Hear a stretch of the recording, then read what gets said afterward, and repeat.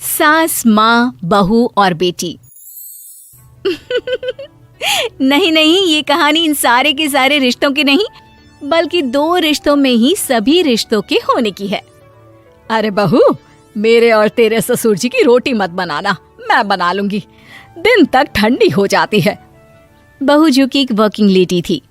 नहीं नहीं माँ जी, मैं अच्छे से कपड़े में लपेट देती हूँ ना, आप क्यों मेहनत करेंगी, माइक्रोवेव में गर्म कर लेना।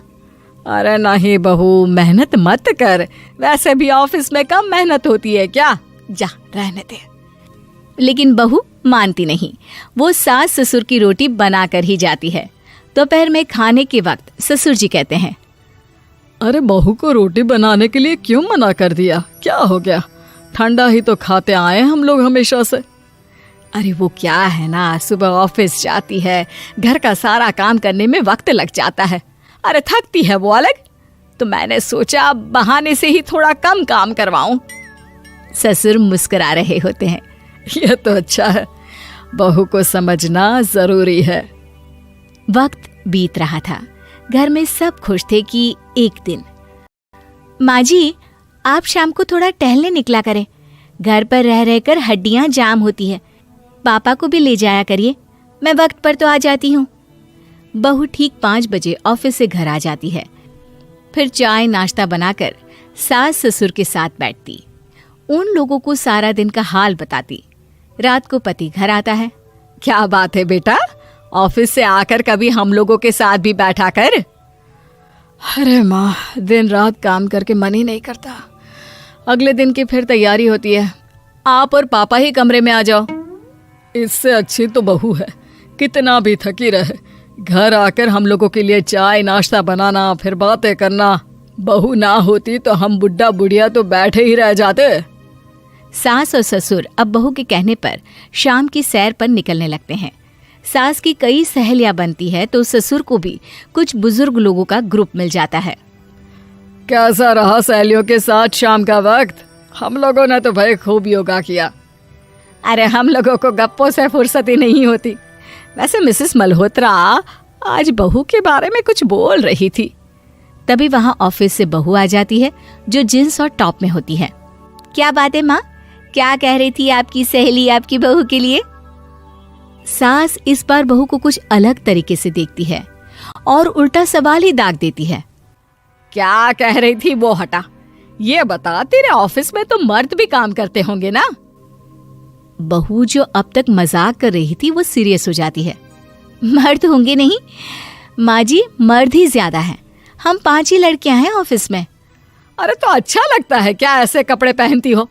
कल से तुम ना साड़ी पहनकर ऑफिस जाना, और हाँ, शाम का नाश्ता थोड़ा जल्दी बनाया करो, नाश्ता बनाकर बाद में ही ऑफिस के कपड़े चेंज करने जाना। बहू को समझ में नहीं आता कि सास को हो क्या गया है, लेकिन वो कुछ नहीं कहती, सीधे किचन में जाकर चाय नाश्ता बनाती है और सास ससुर को दे देती है। अगले रोज बहू ऑफिस के लिए तैयार होती है तो खूब सुंदर सी साड़ी पहनती है और ऑफिस के लिए निकलने से पहले सास और ससुर के पैर छूती है और निकल जाती है। क्या बात है, आज मेधा के ऑफिस में लग रहा है कोई फंक्शन है। अच्छा, पता नहीं, मुझे तो बताया नहीं, वैसे तो सारी बात करती रहती है। अरे देखा नहीं कैसे साड़ी पहनकर जा रही थी? अरे वो तो मैंने ही बोला है उसे। अरे अच्छा लगता है क्या रोज रोज ऐसे सूट या जींस में जाना? बहू हो, बहू बनकर रहो, और आप भी ना मेधा मेधा मत किया करिए, बहू बोला करिए, सर पर चढ़ जाएगी तो दिक्कत हो जाएगी। सास अब बहू को बहू जैसा रखने लगती है, हर बात पर रोका टोकी, हर बात पर ताने। क्या बात है, आजकल लेट आ रही है ऑफिस से? अरे चाय के लिए भी देर हो जाती है, हम लोग फिर पार्क में भी देर से पहुंचते हैं। सभी की बहुएं वक्त से चाय नाश्ता करा देती है अपने सास ससुर को, बस एक तू ही है जो उस वक्त ऑफिस से निकलती है। माँ जी, वो एक रास्ता पुलिस वालों ने न जाने क्यों बंद कर रखा है, जिसके कारण ट्रैफिक ज्यादा हो जाता है। मैं कोशिश करूंगी कल वक्त से पहले निकल जाऊं। ससुर देख रहे होते हैं कि बहू अब परेशान सी रहने लगी है। एक रोज, मेधा, बेटी मेधा।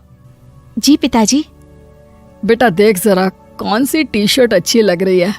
वो क्या है ना, शाम को सब बदल बदल कर टी शर्ट पहनते हैं, मैं भी सोच रहा हूँ कि आज कुछ अच्छा सा पहन कर जाऊं। हाँ पिताजी, ये सही है। ये लाल वाली ना बहुत जचेगी आप पर। मेरे पापा पर भी डार्क रंग बहुत जचता है।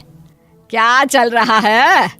अरे ससुर के सामने घूंघट तो छोड़ो, ऊपर से रंग बताया जा रहा है टी शर्ट का।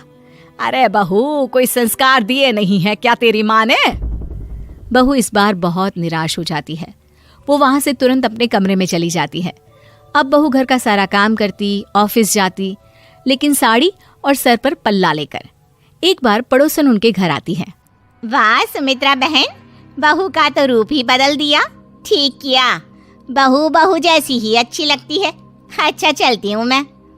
पड़ोसन के जाने के बाद सास बड़ी अकड़ के साथ कहती है, देखा मेरा कमाल, कैसे मैंने मेधा बहू को कंट्रोल में कर लिया। अब बारी ससुर के बोलने की थी। हाँ सुमित्रा, बिल्कुल ये काम तो किया है तुमने, लेकिन कभी सोचा क्या खो दिया? क्या खो दिया? मैंने तो कुछ नहीं खोया जी। खोया है, पहले बहू जब ऑफिस जाती तुम्हारे पैर छूकर तुम्हें गले लगाती, लेकिन अब सिर्फ पैर छूती है। हाँ जी, ये बात तो आप ठीक बोल रहे हैं। पहले घंटों हम लोगों से बात करती, कमरे में ना जाती, ऑफिस से आते ही खुद की चाय, खाना, नाश्ता सब हम लोगों के साथ करती, सारी बात बताती। लेकिन क्या तुम्हें पता है, बहू की तबीयत खराब चल रही है, वो माँ बनने वाली है। ये बात मुझे बेटे ने बताई कि तुम्हें बता दूं। अब सास की आंख में आंसू थे। वो समझ गई थी कि लोगों के कहने में आकर उसने क्या खो दिया। शाम को बहू घर आती है तो माँ किचन में पकोड़े तल रही होती है। अरे माँ जी, आप रहने दीजिए ना, मैं आ तो रही थी। अरे नहीं, जा तू चेंज कर ले, मैं नाश्ता और चाय टेबल पर ही लगा रही हूँ मेधा। सास के मुंह से अपना नाम सुनकर बहू को बहुत अच्छा लगता है।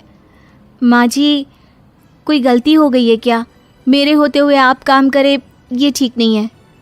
संस्कारी और समझदार बहू सास को माँ समझती है, लेकिन सास की बेवकूफ़ी उसे सास ही बनाकर रखती है। बहू, मुझे भी थोड़े संस्कार और समझदार बनने का मौका दे, जिससे मैं भी बहू नहीं बेटी को देखूं तुझ में। और हाँ, मेरा होने वाला पोता क्या कहेगा कि दादी ने तो मेरी माँ को बहुत परेशान किया। बहू सास को गले लगा लेती है। नहीं माँ जी, वो कहेगा कि माँ को तो दादी ने बेटी बनाकर रखा है।